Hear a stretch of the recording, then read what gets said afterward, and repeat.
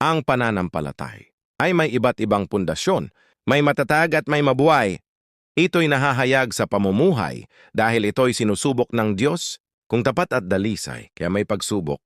May mga taong madaig ng kahinaan, stress, anxiety, depression, tukso at iba't ibang challenges sa buhay. Mayroon namang matatag, ang pananampalataya. Sinabi ng Panginoong Hesus ang dahilan sa aklat ni Mateo chapter 7 verses 24 to 27. Kaya't ang bawat nakikinig at nagsasagawa ng mga salita kong ito ay maitutulad sa isang taong matalino na nagtayo ng kanyang bahay na ang pundasyon ay bato. Umulan ng malakas, bumaha, at binayo ng malakas na hangin ang bahay na iyon ngunit hindi nagiba sapagkat nakatayo iyon sa bato.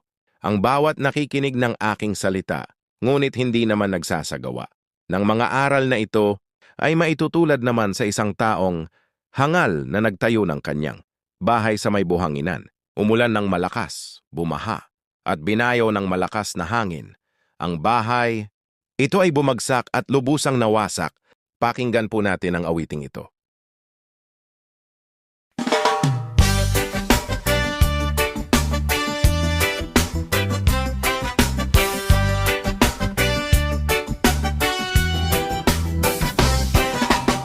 Sino nga ba ang dapat na panaligan? Sino nga ba ang ating tanging kaligtasan? Sa buhay ng tao marami ang nalilito, nawawalan ng pag-asa, lalong gumugulo dahil sa hindi pagkakilala kay Jesus. Pananalig ng tao'y hindi nalulubos,